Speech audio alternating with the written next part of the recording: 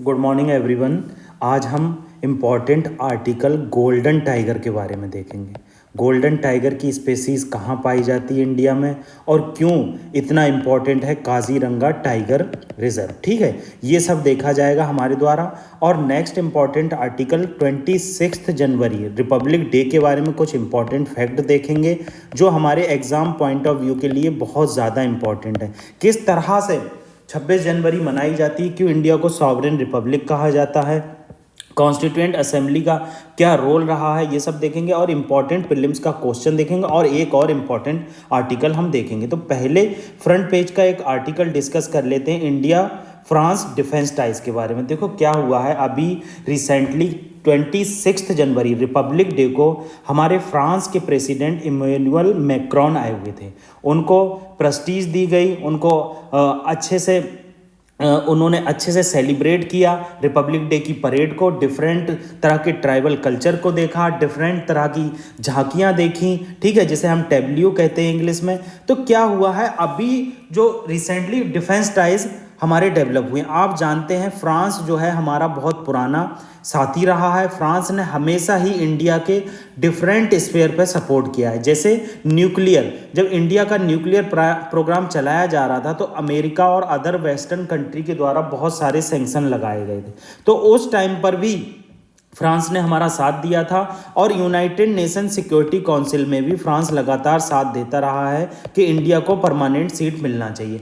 अब क्या हुआ है, डिफेंस टाइज में हम लोग तरक्की कर रहे हैं, मतलब डिफेंस टाइज को बढ़ावा दे रहे हैं। और अब डिफेंस की फील्ड में हम डिफेंस स्पेस को इंट्रोड्यूस कर रहे हैं। ये डिफेंस स्पेस क्या है, देखो क्या होता है, जैसे डिफेंस से रिलेटेड हम आर्टिलरी बनाते हैं, बहुत सारी गन बनाते हैं, नेवी के लिए बहुत सारा वर्क करते हैं। मगर अब जो है एक कदम आगे बढ़ते हुए स्पेस का भी डिफेंस में यूज़ किया जाएगा और इस स्पेस का यूज़ किया जाएगा पीसफुल पर्पज़ के लिए, ताकि जो है हमारी नेबरिंग कंट्री किसी चीज़ का विरोध ना कर पाए, नेबरिंग कंट्री का डोमिनेंस ना हो पाए, मतलब मीन्स टू से फाइटिंग के लिए आगे ना बढ़ पाए और वार जनरेट ना हो सके। तो अब हमारा जो फ्रांस है डिफरेंट सेक्टर में सपोर्ट करने वाला है, स्पेस से रिलेटेड और डिफेंस की टाइज बढ़ने वाली। अब देखो जैसे इंडिया की टाटा इंडस्ट्री है वो फ्रांस से क्या कर रही है, कोलेबरेट कर रही है और हमारे यहाँ मैन्युफैक्चरिंग होगी। और तो जब मैन्युफैक्चरिंग होगी तो एम्प्लॉयमेंट बढ़ेगा, एम्प्लॉयमेंट बढ़ेगा तो हमारी इकोनॉमी में स्टैंडर्ड ऑफ लिविंग बढ़ेगा।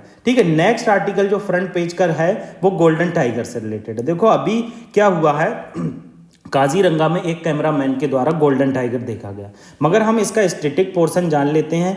देखो स्टैटिक पोर्शन जानने से पहले आपको बता दे रहा हूँ, अगर आपको स्पीड स्लो लगती है तो आप यूट्यूब पर 1.5 की स्पीड से सुन सकते हैं। और दूसरी इंपॉर्टेंट चीज़ कि हमारे पास रिसोर्सेज इतने ज़्यादा नहीं हैं, मगर हम आपको फ्री इनिशिएटिव प्रोवाइड करवा रहे हैं, पॉलिटी वगैरह हमारे यहाँ चालू है, हम लोग अच्छे से पढ़ा रहे हैं। तो आप प्लीज़ हमारी वीडियो को लाइक, शेयर और सब्सक्राइब ज़रूर कर दिया करिए।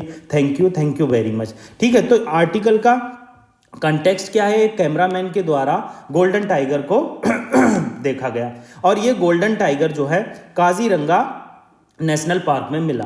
ठीक है, ये सबसे इंपॉर्टेंट चीज़, ये टाइगर की सेम स्पीसीज है, इसमें कोई ऐसा नहीं है ये कोई सब स्पीसीज नहीं है। ठीक है, आप याद रखना ये एक सब स्पीसीज नहीं है। अगर ऑप्शन आ जाता है, ये एक टाइगर की सेम स्पीस है, मगर क्या होता है रिसेसिव जीन की वजह से क्या होता है इसके कलर में चेंज आ जाता है। रिसेसिव जीन में कलर चेंज क्यों आता है, क्योंकि इन्वायरमेंट में कुछ ऐसे तत्व पाए जाते हैं और ये अपनी कम्युनिटी के लोगों से इंटरेक्ट बहुत कम होता है या बाहर की कम्युनिटी से इंटरेक्ट नहीं हो पाता है, तो इसकी वजह से इसके जीन में परिवर्तन आ जाता है। इसी वजह से इसका ऑरेंज येलो कलर दिखता है और वाइट कलर दिखता है, यही रीज़न होता है। इसे हम टैबी टाइगर और स्ट्रॉबेरी टाइगर कहते हैं, क्योंकि टैबी एक जीन होता है, इससे तब्दीली आती। ठीक है, अब कुछ important fact Kaziranga national park के बारे में देख लेते हैं। देखो काजीरंगा नेशनल पार्क लोकेटेड है हमारे स्टेट ऑफ आसाम में, सबसे इंपॉर्टेंट चीज।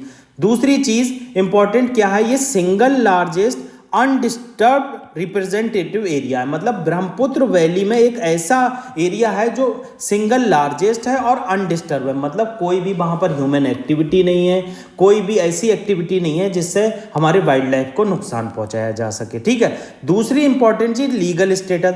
देखो काजीरंगा नेशनल पार्क संपर्क में आया या फिर वो पार्क बना 1904 के करीब, ये याद रखना। उसके बाद क्या हुआ, इसे नेशनल पार्क का दर्जा 1974 में दिया गया इंडियन गवर्नमेंट के द्वारा। ठीक है, इसको टाइगर रिजर्व का दर्जा जो मिला 2007 में मिला, और इसका जो एरिया है 1030 स्क्वायर किलोमीटर है, बहुत बड़ा एरिया है, और इसका कोर एरिया 430 स्क्वायर किलोमीटर है। अब कोर एरिया क्या होता है, देखो किसी भी टाइगर रिजर्व में या नेशनल पार्क में एक कोर एरिया होता है, फिर बफर जोन होता है, फिर एक जोन और होता है जो बफर जोन के बाहर होता है। तो ये जो कोर एरिया होता है ये अनडिस्टर्ब होता है, इसमें कोई भी ह्यूमन एक्टिविटी अलाउ नहीं होती है। आप यहाँ पर ग्रास को नहीं काट सकते, 4 व्हीलर्स नहीं चला सकते, हॉर्न नहीं दे सकते, तो कोई भी एक्टिविटी ना अलाउ होना उसको कहते हैं कोर एरिया। बफर जोन में कुछ ह्यूमन एक्टिविटी अलाउ होती है, कुछ इंटरवेंशन कर सकते हैं, और ताकि बफर जोन इसलिए बनाया जाता है कि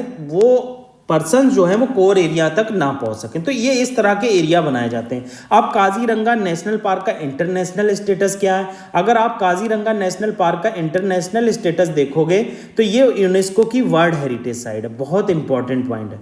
यूनेस्को की वर्ल्ड हेरिटेज साइट है जिसे 1985 में बनाया गया। देखो ये जो लिखा हुआ दिख रहा है, क्योंकि वीडियो में टेक्निकल प्रॉब्लम आने के कारण ये मैंने लिखा था, मगर टेक्निकल प्रॉब्लम आने के कारण वीडियो मुझे दोबारा से बनाना पड़ रही है। ठीक है, तो ये एक वर्ल्ड लाइफ इंटरनेशनल के द्वारा इंपॉर्टेंट वर्ल्ड एरिया भी है। आप ये सब याद रखना कि वर्ल्ड लाइफ इंटरनेशनल ने इसे इंपॉर्टेंट वर्ल्ड एरिया डिक्लेयर किया है, क्योंकि यहाँ पर डिफरेंट काइंड्स ऑफ बर्ड्स पाई जाती हैं, डिफरेंट टाइप की स्पीसीज पाई जाती हैं, इसे इसलिए इंपॉर्टेंट वर्ल्ड एरिया डिक्लेयर किया गया है। किसके द्वारा, हमारे वर्ल्ड लाइफ इंटरनेशनल के द्वारा। इंपॉर्टेंट स्पेसीज कौन सी हैं, सबसे इंपॉर्टेंट स्पेसीज इसमें आती है one horn rhinos.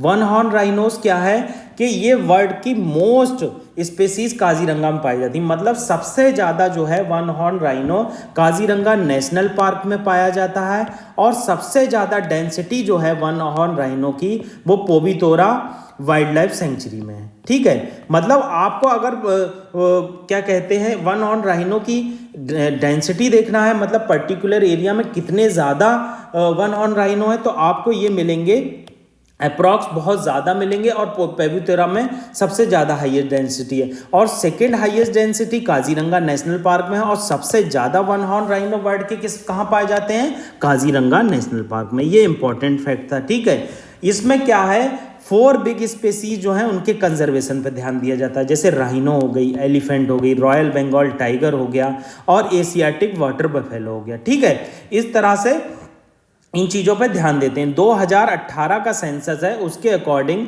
Kaziranga national park में 2413 राइनोज हैं और 1100 एलिफेंट है। ठीक है, टाइगर सेंसस 2014 के अकॉर्डिंग 103 टाइगर हैं, जो थर्ड हाईएस्ट टाइगर हैं, किसके बाद जिम कॉर्बेट नेशनल पार्क जो उत्तराखंड में है, और बांदीपुर नेशनल पार्क जो है हमारा कर्नाटका में है। ये इंपॉर्टेंट फैक्ट है अकॉर्डिंग टू 2014। इसमें कुछ चेंजेस होंगे तो मैं आपको टेलीग्राम चैनल पर बताऊंगा और कल के लेक्चर में बताऊंगा। ठीक है, रिवर और नेशनल हाईवे कौन से जाते हैं, देखो नेशनल हाईवे 37 बहुत इंपॉर्टेंट है, अक्सर चर्चा में रहता है, जो काजीरंगा नेशनल पार्क से होकर जाता है, और दिप्लू रिवर याद रखना ये काजीरंगा नेशनल पार्क से होकर जाती। कौन सी river, Diphlu river. Other national park कौन से हैं, जैसे आसाम में दिब्रू साइखोवा नेशनल पार्क है, मानस नेशनल पार्क है, नामेरी नेशनल पार्क है, और राजीव गांधी ओरांग नेशनल पार्क है। इसका मैं फोटो शेयर कर दूंगा, क्योंकि मैं यहाँ डालना भूल गया हूँ। टेलीग्राम चैनल पर आपको आसाम में जो नेशनल पार्क है और टाइगर रिजर्व है उसका फोटो मैं टेलीग्राम चैनल पर शेयर कर दूंगा। ठीक है,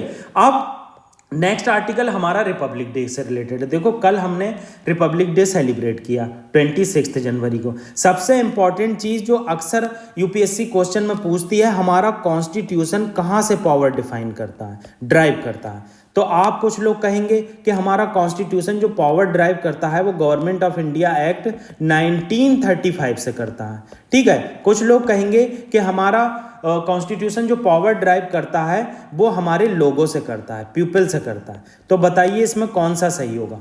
इसमें जो सबसे इंपॉर्टेंट चीज़ है वो सही होगा वो पीपल्स होगा। आप गवर्नमेंट ऑफ इंडिया एक्ट से मत करना, जो कॉन्स्टिट्यूशन बनाया गया वो डायरेक्टली और इनडायरेक्टली हमारे पीपल्स के द्वारा बनाया गया, रिप्रेजेंटेटिव थे, तो इनके द्वारा हमारे कॉन्स्टिट्यूशन को मेकिंग की गई। तो इसलिए जो कॉन्स्टिट्यूशन है जो पावर ड्राइव करता है वो पीपल से करता है। यूपीएससी इस तरह के क्वेश्चन बहुत ज़्यादा पसंद करती है, जो आपको पता होना चाहिए, ठीक है। इंडियन रिपब्लिक डे जो है सेलिब्रेट किया जाता है, वो सेलिब्रेट किया जाता है हमारे यहाँ 26 जनवरी को। सबसे इंपॉर्टेंट चीज़, दूसरी इंपॉर्टेंट चीज़ क्या है, जो हम ड्राइव करते हैं रिपब्लिक डे के लिए, जो पावर ड्राइव की जाती है वो पीपल से की जाती है। देखो रिपब्लिक का मतलब ही है कि हम जो है कुछ भी करेंगे वो पब्लिक के द्वारा ऑथोराइज किया गया होगा, और पब्लिक ही हमें प्रोवाइड करेगी पावर कि किस तरह से हमें जो है किस तरह से लॉ बनाना है, किस तरह को उसको इम्प्लीमेंट करना। आगे क्या बताया गया, हम सेलिब्रेट करते हैं इंडिया की democracy, diversity and collective spirit.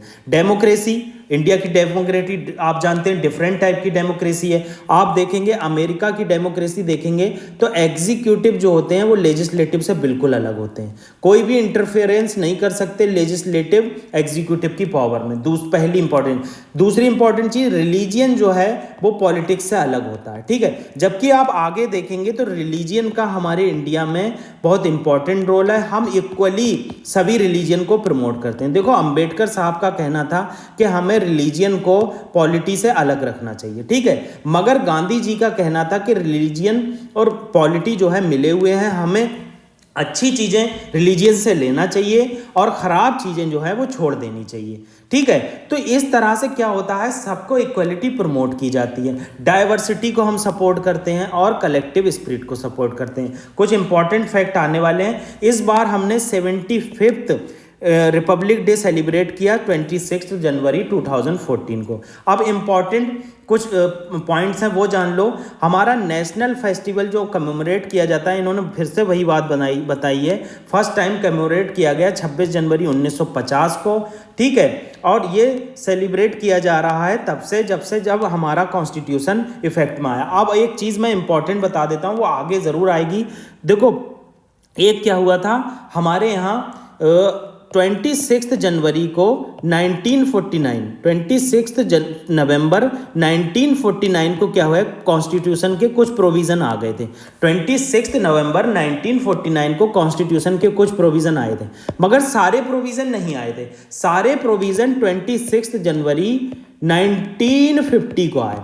इस दिन क्या हुआ, हमने पूर्ण स्वराज, लाहौर सेशन हुआ था कांग्रेस का, तो 26 जनवरी के दिन ही हमने पूर्ण स्वराज रिजोल्यूशन लाए थे। पूर्ण स्वराज क्या है, देखो पूर्ण का मतलब होता है कंप्लीट इंडिपेंडेंस। अभी तक क्या हो रहा था कि जो सारे फ्रीडम फाइटर थे उनके अलग अलग व्यू थे, वो चाहते थे कि कंप्लीट इंडिपेंडेंस ना मिले, बस हमें क्या है अंग्रेजों के द्वारा हमें अपनी गवर्नमेंट बनाने दी जाए और ये अपना गवर्नर जनरल रखे। मगर क्या हुआ 1929 को क्या हुआ, लाहौर सेशन हुआ, किसकी अध्यक्षता में, हमारे क्या कहते हैं, नेहरू जी की अध्यक्षता में। नेहरू जी की अध्यक्षता में 1929 में लाहौर सेशन हुआ और इस लाहौर सेशन में पूर्ण स्वराज का रिजोल्यूशन लाया गया और इस पूर्ण स्वराज को सबके द्वारा सपोर्ट किया गया। उसके बाद कहा गया कि आप कंप्लीट इंडिपेंडेंस दीजिए, वरना ना तो हम मरो करो या मरो का नारा लाएंगे, ठीक है। तो इस तरह से क्या हुआ, 26 जनवरी के दिन ही पूरा कॉन्स्टिट्यूशन इंट्रोड्यूस किया गया। इससे पहले जो 26 जनवरी 1949 थी, उस दिन क्या है, हमने थोड़े कॉन्स्टिट्यूशन के प्रोविजन इफेक्ट में लाए थे, ठीक है। अब इन्होंने हिस्टोरिकल बैकग्राउंड बताया कि किस तरह से 15 अगस्त 1947 को आज़ादी मिली। उसके बाद क्या हुआ, हमारी गवर्नमेंट के पास कोई कॉन्स्टिट्यूशन नहीं था, तो हम गवर्नमेंट ऑफ इंडिया एक्ट 1935 पर वर्क करते रहे और गवर्नमेंट ऑफ इंडिया एक्ट के बहुत सारे प्रोविज़न हमने इंट्रोड्यूस किए। कॉन्स्टिट्यूएंट असेंबली बन चुकी थी, आप जानते हैं 1946 से ही कॉन्स्टिट्यूशन असेंबली बन चुकी थी, मगर 29 अगस्त 1947 को क्या हुआ कि कॉन्स्टिट्यूएंट असेंबली में ड्राफ्टिंग कमेटी का रिजोल्यूशन लाया गया और इस ड्राफ्टिंग कमेटी के अध्यक्ष डॉक्टर BR अम्बेडकर को बनाया गया और फाइनल ड्राफ्ट जो है 4 नवंबर 1948 को आया। बहुत सारे ड्राफ्ट आए, रिजेक्ट कर दिए गए, बहुत सारे सजेशन में आए। उसके बाद फाइनल ड्राफ्ट 4 नवंबर 1948 को आया और 26 नवंबर 1949 को क्या हुआ कि कॉन्स्टिट्यूशन के कुछ प्रोविजन कॉन्स्टिट्यूएंट असेंबली के द्वारा इंट्रोड्यूस कर दिए गए, जो मैंने आपको बताया। उसके बाद हमने 26 जनवरी को रिपब्लिक डे मनाया, और मैंने आपको बताया लाहौर सेशन हुआ था दिसंबर 1929 में, उसमें पूर्ण स्वराज को रिजोल्यूशन लाया गया।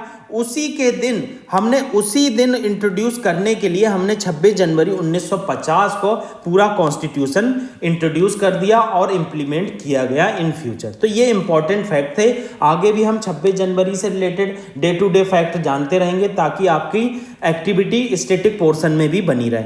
अब आप एक प्रीलिम्स का क्वेश्चन देख लो, क्या कह रहा है प्रीलिम्स का क्वेश्चन। प्रीलिम्स का क्वेश्चन कह रहा है which with reference of the Indian version of secularism which of the following statement is correct। कौन सा करेक्ट है ये आपको बताना है। पहला, Indian secularism deal not only with religious freedom of individual but also religious freedom of minority community. हम देख चुके कि रिलीजियन पॉलिटी से अलग नहीं है हमारे इंडिया में, मैंने आपको ऊपर बता दिया। तो ये ऑप्शन आपका बिल्कुल सही हो गया, ठीक है। Indian secularism has made room for and is compatible with the idea of state support religion। आप जानते हैं स्टेट सपोर्ट कर रहा है, आप राम मंदिर का केस देख सकते हैं, दिए जलाने का केस देख सकते हैं, कोई मदरसे में सपोर्ट करने का केस देख सकते हैं, तो ये भी ठीक है।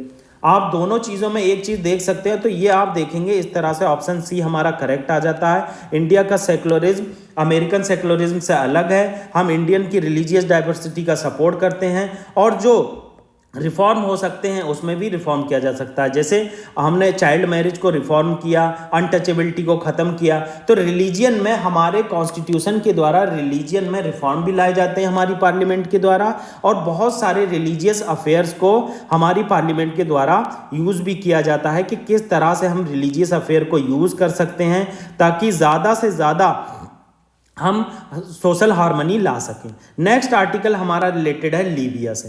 देखो क्या हुआ है, आप कॉन्टेक्स्ट समझ लो, पूरा आर्टिकल समझ में आ जाएगा।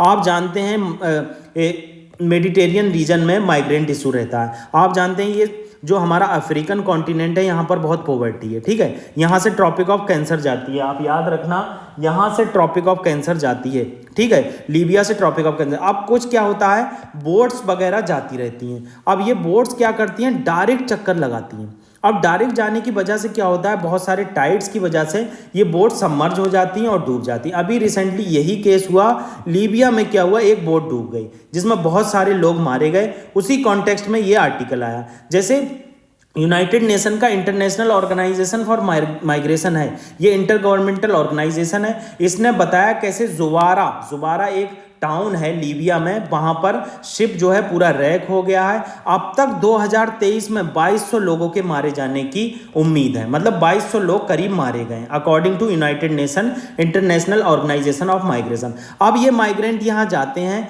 यहाँ पर पॉवर्टी की वजह से ये लोग यूरोप की कंट्री जाते हैं। बहुत सारे रीज़न हैं जिसकी वजह से लोग यूरोप भागते हैं। तो इस वजह से इंटरनेशनल ऑर्गेनाइजेशन ऑफ माइग्रेशन बहुत सारे प्रोविज़न करता है। तो पहली इंपॉर्टेंट चीज़ कि हम लीबिया की लोकेशन देख लेते हैं। लीबिया की लोकेशन क्या है, एक तो मैंने चीज़ बता दी कि ट्रॉपिक ऑफ कैंसर यहाँ से होकर जाता है, पहली इंपॉर्टेंट चीज़। इसका बॉर्डर आप नॉर्थ में देखोगे तो ट्यूनीसिया से मिलता है, अल्जीरिया से मिलता है। इसकी कैपिटल त्रिपोली है, और जुबारा जो रीजन है हमने अभी डिस्कस किया वो त्रिपोली के जस्ट बगल में। आपको पता होना चाहिए, कभी कभी यूपीएससी ऐसे क्वेश्चन पूछती है। जुबारा एक टाउन है, बहुत ज़्यादा चर्चा में था, कौन सी कंट्री में, लीबिया, ठीक है। अब इसका बॉर्डर नाइजीरिया से भी है, छठ से भी है, सूडान से भी है, इजिप्ट से भी। ये इंपॉर्टेंट कुछ फैक्ट थे। और मेडिटेरियन सी से तो बॉर्डर मिलता ही है। मैंने आपको बता दिया कि किस तरह से जो ये लीबिया है किस किस से बॉर्डर मिलाता है। अदर फैक्ट आप देख लीजिए, जैसे प्रोमिनेंट डेजर्ट नेशन है, ये डेजर्ट नेशन है। सहारा जो डेजर्ट है यहाँ तक फैला हुआ है,